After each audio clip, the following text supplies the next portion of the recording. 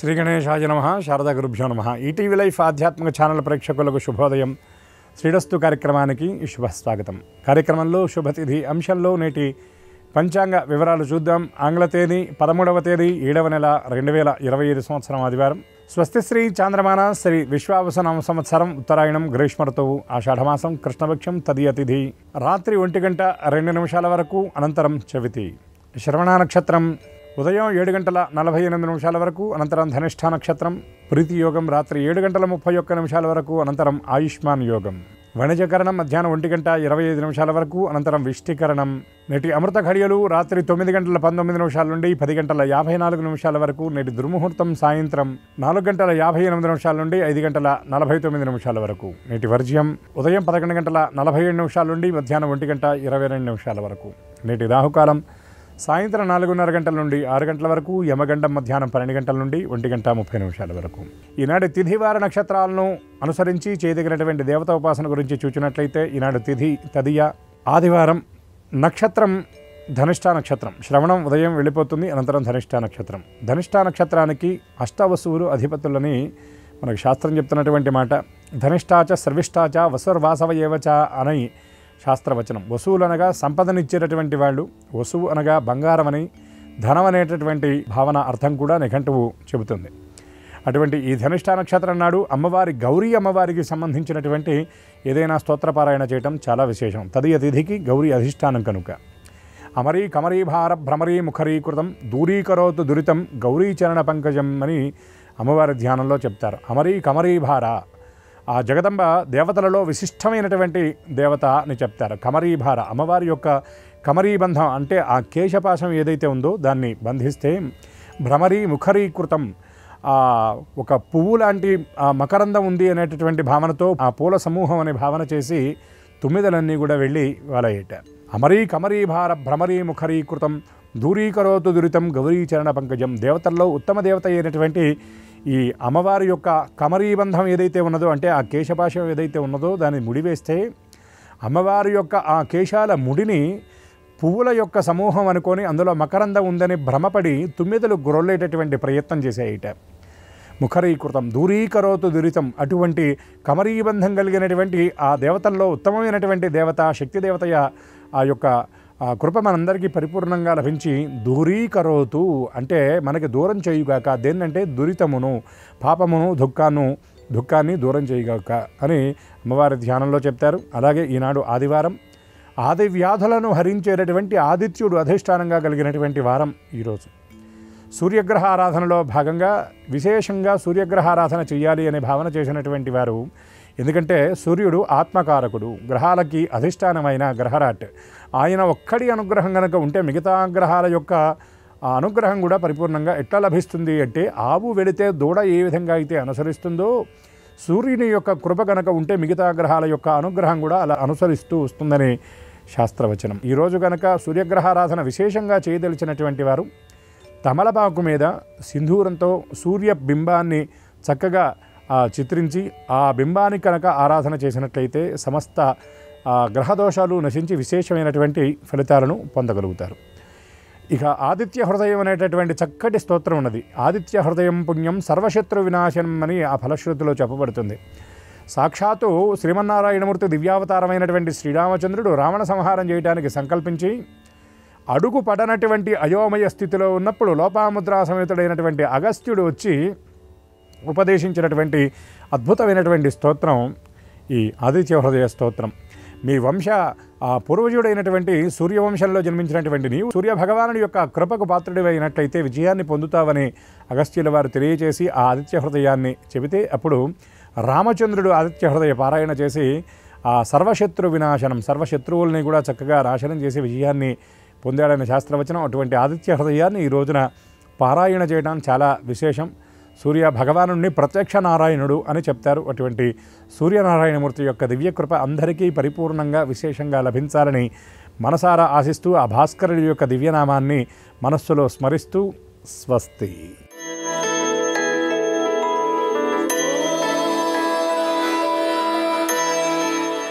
ETV life ఆధ్యాత్మిక channel ప్రేక్షకులందరికీ నమస్కారం. శ్రీరస్తు కార్యక్రమంలో గ్రహయోగం అంశానికి స్వాగతం. ఈనాటి గ్రహయోగం శీర్షికలో మేషాది ద్వాదశ రాశుల వారికి కలిగే శుభ అశుభ ఫలితాలని, అవసరమైన సందర్భాల్లో ప్రత్యామ్నాయ మార్గాలని తెలుసుకుంటారు. అంతేకాక ఈరోజు సికింద్రాబాద్, ఉజ్జయిని, మహంకాళి అమ్మవారి బోనాల జాతర సందర్భంగా మహాకాళీదేవిని ఏ తీరు అర్చనలతో ఆరాధించాలో ఆ విశేషాల్ని, ఏ దిక్ప్రయాణం లాభకరమో ఏ రాశి వారికి ఆ విశేషాల్ని, ఏ రంగు దుస్తుల్ని ధరించినట్లయితే సర్వకార్య పరిపూర్తి అవుతుందో, ఏ సంఖ్య అదృష్ట సంఖ్యగా నేటికి ఉండబోతోందో ఆ విశేషాల్ని క్రమంగా తెలుసుకుంటారు. నేటి ప్రత్యేకత సికింద్రాబాద్, ఉజ్జయిని, మహంకాళి అమ్మవారి బోనాల జాతర. ఇక ముందుగా నేటి పంచాంగాన్ని చూద్దాం. ఈరోజు బహుళ తృతీయ అంటే తదియ, ఆదివారం, నక్షత్రం శ్రవణం, తదుపరి ధనిష్ట. ఇక నేటి గ్రహస్థితిని పరిశీలించి చూస్తే వృషభంలో శుక్రుడున్నాడు, మిథునంలో రవి గురువులు ఉన్నారు, కర్కాటకంలో బుధుడున్నాడు, సింహంలో కుజ కేతువులు ఉన్నారు, మకరంలో చంద్రుడు ఉన్నాడు, రాహు కుంభంలో ఉంటే మీనంలో శని ఉన్నాడు. ఈ తాత్కాలిక గ్రహస్థితి ఆధారంగా మేషాది ద్వాదశ రాశుల వారికి కలిగే శుభ అశుభ ఫలితాలని క్రమంగా తెలుసుకుందాం. ముందుగా మేషరాశి.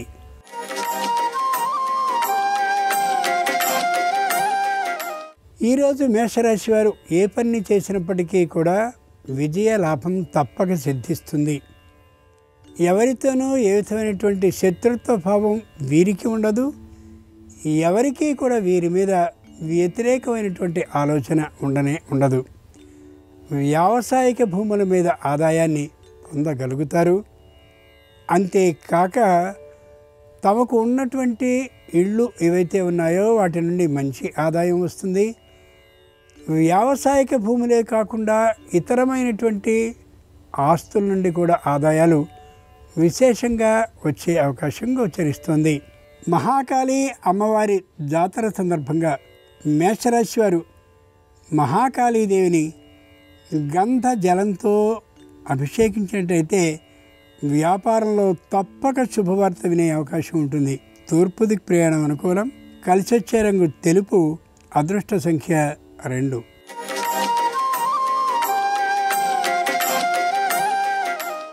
ఈరోజు వృషభ రాశి వారి ఫలితాలని పరిశీలించి చూస్తే శుభవార్తని వినే అవకాశం ఉంటుంది.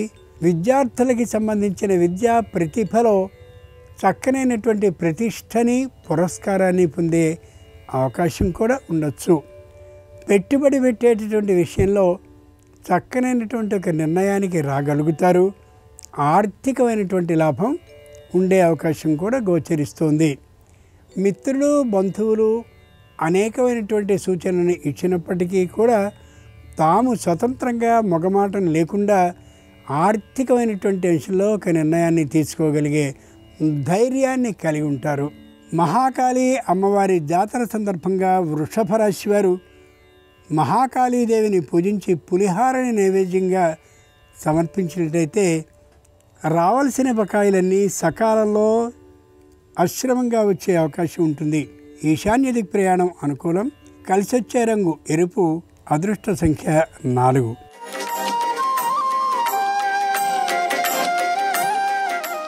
ఈరోజు మిథున రాశి వారి ఫలితాలని పరిశీలించి చూస్తే మొగమాటం ఉన్నట్లుగా కనిపిస్తారు, కానీ ఏమాత్రపు మొగమాటం లేకుండా ఉంటారు.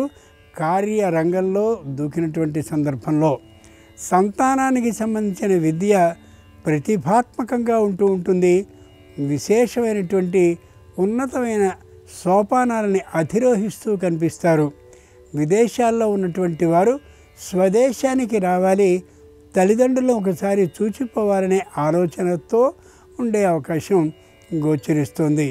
మహాకాళి అమ్మవారి జాతర సందర్భంగా మిథున రాశి వారు మహాకాళీదేవిని పూజించి దధ్యోదనాన్ని నైవేద్యంగా సమర్పించినట్టయితే తప్పక వ్యాపారంలో శుభవార్తని ఆర్థికమైనటువంటి లాభంతో వినే అవకాశం ఉంటుంది. దక్షిణ దిక్ ప్రయాణం అనుకూలం. కలిసొచ్చే రంగు పసుపచ్చన. అదృష్ట సంఖ్య 9.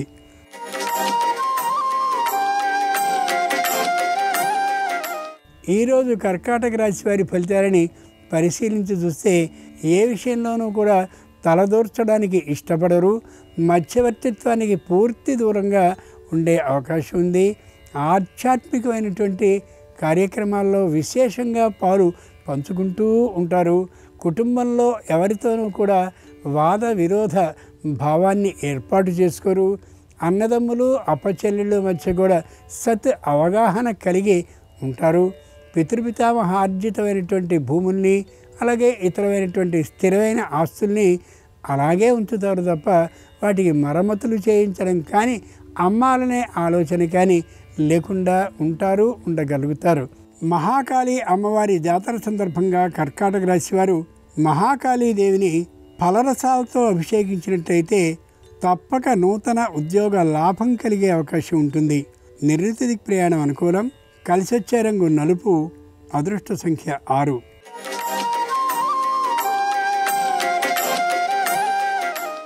ఈరోజు సింహరాశి వారి ఫలితాలని పరిశీలించి చూస్తే గుంపనగా ఉండాలి అనే ఆలోచనతో ఉంటారు. ఏ విషయాన్ని బహిరంగపరచడానికి కుటుంబంలో ఉన్న ఏ ఒక్కరూ కూడా పడరు. శారీరకమైనటువంటి అనారోగ్యం తాత్కాలికంగా కుటుంబంలో అందరికీ దాదాపు ఉండే అవకాశం గోచరిస్తుంది. మధ్యమ వైద్య పరీక్షలు చేయించుకోవడం శ్రేయస్కరం.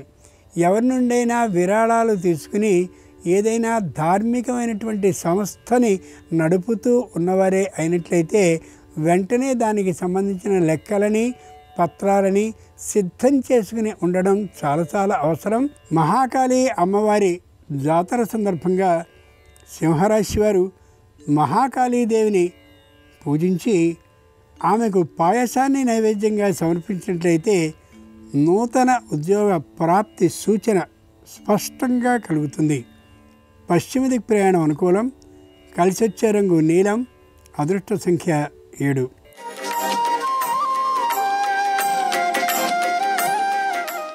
ఈరోజు కన్యారాశి వారి ఫలితాలని పరిశీలించి చూస్తే ఉన్నది 10 రూపాయలు అయితే 1000 రూపాయలకు సంబంధించినటువంటి ఆ ప్రణాళికని వేసుకునే అవకాశం కనిపిస్తూ ఉంటుంది. మధ్యలో దానికి సంబంధించిన ఇబ్బందుల్ని ఎదుర్కోవడానికి పూర్తి ధైర్యంతో ఉంటారు ఈ రాశివారు. ఆర్థికమైనటువంటి ప్రణాళిక విషయంలో చక్కని ప్రణాళికల్ని వేసుకుంటారు. అవి తమ స్థాయికి మించి ఉండేటటువంటి కారణంగా మానసికమైనటువంటి శ్రమకి ఒత్తిడికి గురయ్యే అవకాశం ఉండొచ్చు. మహాకాళి అమ్మవారి జాతర సందర్భంగా కన్యారాశి వారు మహాకాళీదేవిని పూజించి పానకం వడపప్పుని నైవేద్యంగా సమర్పించినట్లయితే నూతన ఉద్యోగ లాభం విశేషమైన ఆర్థిక లాభంతో కలిగే అవకాశం ఉండొచ్చు. వాయవ్య దిక్ ప్రయాణం అనుకూలం. కలిసొచ్చే రంగు ఆకుపచ్చన. అదృష్ట సంఖ్య 8.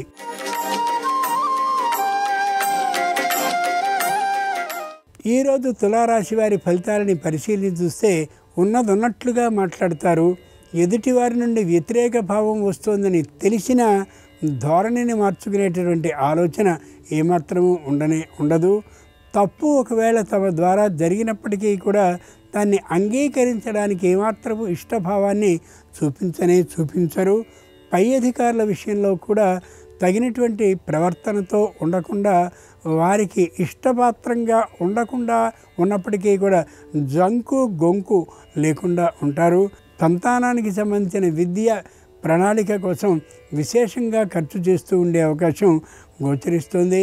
మహాకాళి అమ్మవారి జాతర సందర్భంగా తులారాశి వారు మహాకాళీదేవిని పూజించి పొంగలి నైవేద్యంగా సమర్పించినట్లయితే నూతన గృహ లాభానికి అవకాశం ఉంటుంది. ఉత్తర దిక్ ప్రయాణం అనుకూలం. కలిసొచ్చే రంగు పసుపచ్చన. అదృష్ట సంఖ్య 5.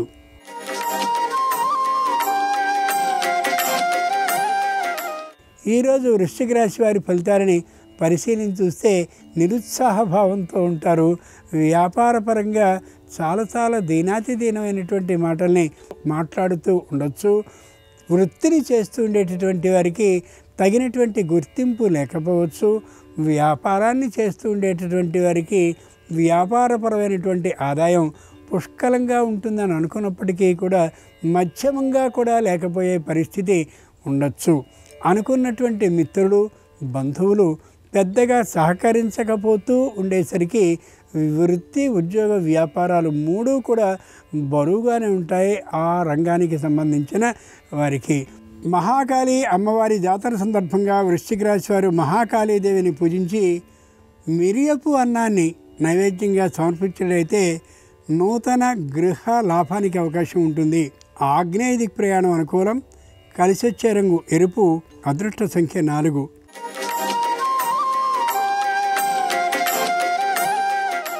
ఈరోజు ధనురాశి వారి ఫలితాలని పరిశీలించి చూస్తే ఎంత మాట పడితే అంత మాటని అలా మాట్లాడేటువంటి తనంతో ఉంటారు. పైగా అలా మాట్లాడడాన్ని గొప్పతనంగా భావించుకుంటూ ఉంటారు. 10 మందిలో నవ్వుల పాలవుతున్నామనే యథార్థం ఏమాత్రము వారికి స్ఫురించదు. చెప్పినా వినే ఆలోచన ఉండకపోవచ్చు. వృత్తి ఉద్యోగ వ్యాపారాల్లో పై స్థాయిని పొందడం కోసమని దానికి సంబంధించిన పరీక్షల్ని రాయడం, సరైనటువంటి వ్యక్తుల్ని కలుసుకోవడం, దాని గురించినటువంటి వాద వివాదాలని చేస్తూ ఉండడం, ఆ రంగంలో నిపుణులైనటువంటి వారితో సంప్రదింపులు జరపడం వంటివన్నీ చేయాలని అనుకుంటారు. కానీ జరిపే సమయం లేకపోయేటటువంటి కారణంగా ఎక్కడ వేసిన గొంగళి అక్కడే అన్నట్లుగా ఉండే అవకాశం గోచరిస్తోంది. మహాకాళి అమ్మవారి జాతర సందర్భంగా ధనురాశి వారు మహాకాళీదేవిని పూజించి శొంఠి అన్నాన్ని నైవేద్యంగా సమర్పించినట్లయితే నూతన భూ లాభం కలిగే అవకాశం ఉంది. ఉత్తర దిక్ ప్రయాణం అనుకూలం. కలిసొచ్చే రంగు తెలుపు. అదృష్ట సంఖ్య 3.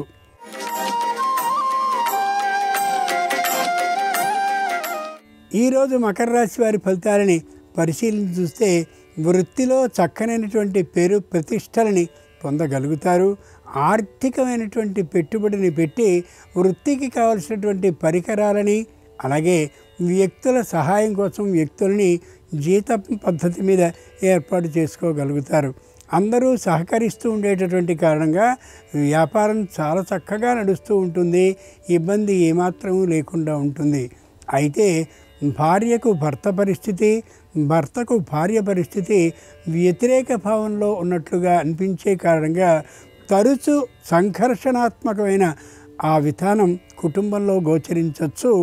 జాగ్రత్తగా సర్దుకుపోవడం చాలా చాలా మంచిది. తప్ప మూడవ వ్యక్తిని మధ్యవర్తిగా ప్రవేశపెట్టుకోవడం ఏమాత్రమూ సరైనటువంటి ఫలితాన్ని ఇయ్యదు. సరికదా నవ్వుల పాలు చేసే విధంగా కూడా కుటుంబాన్ని చేయవచ్చు. మహాకాళి అమ్మవారి జాతర సందర్భంగా మకర రాశి వారు మహాకాళీదేవిని పూజించి అల్లము మిరియము కలిపినటువంటి నైవేద్యాన్ని అన్నంతో సమర్పించినట్లయితే సంపూర్ణ ఆరోగ్య లాభం కలగడమే కాకుండా ఆర్థిక లాభం కూడా కలిగే అవకాశం ఉంటుంది. తూర్పు దిక్ ప్రయాణం అనుకూలం. కలిసొచ్చే రంగు నలుపు. అదృష్ట సంఖ్య 8.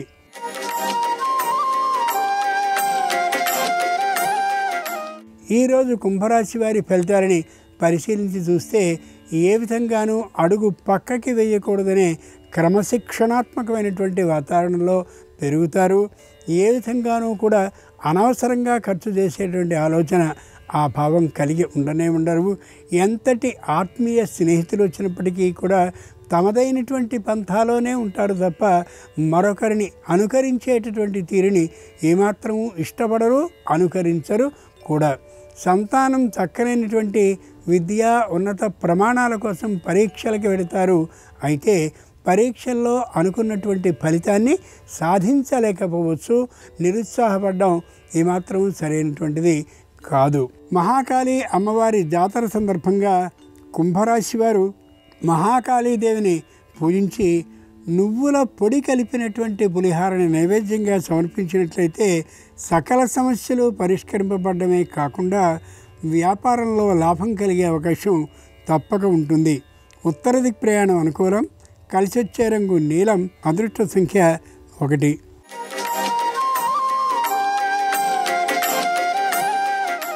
ఈరోజు మీనరాశి వారి ఫలితాలని పరిశీలించి చూస్తే వృత్తి ఉద్యోగ వ్యాపారాల్లో విశేషమైనటువంటి ప్రతిభని చూపించేందుకు అనేకమైనటువంటి ప్రదేశాల్లో ఆ రంగంలో నైపుణ్యం కలిగినటువంటి వారితో చర్చోపచర్చలు చేసే అవకాశం ఉండొచ్చు. దూరభార ప్రయాణాలు తప్పనిసరి కావచ్చు. శారీరకమైనటువంటి ఆరోగ్యాన్ని లక్ష్య పెట్టకుండా కూడా వ్యాపార అభివృద్ధి కోసం ప్రయాణాలను చేసే పరిస్థితులు ఉండొచ్చు. ఆర్థికంగా అనుకూలత చాలా చక్కగా ఉంటుంది. కానీ మొగమాటం ఏమాత్రము లేకుండా ధన సంపాదనని చేయగలుగుతారు. ఇది చెప్పుకోదగ్గటువంటి అంశం. మహాకాళి అమ్మవారి జాతర సందర్భంగా మీనరాశి వారు మహాకాళీదేవిని పూజించి పానకం వడపప్పు నైవేద్యంగా సమర్పించినట్లయితే తప్పక ఆగిన పనుల్లో కదలిక, అంత మాత్రమే కాక రావాల్సిన బకాయిల వసూలు కూడా అయ్యే అవకాశం ఉంది. ఈశాన్య దిక్ ప్రయాణం అనుకూలం. కలిసొచ్చే రంగు తెలుపు. అదృష్ట సంఖ్య 3. ఇవి ఈనాడు ద్వాదశ రాశుల వారికి కలిగే శుభ అశుభ ఫలితాలు.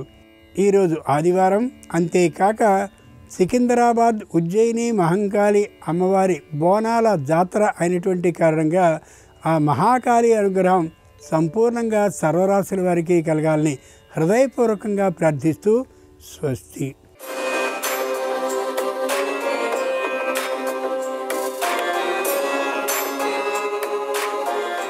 నమస్కారం.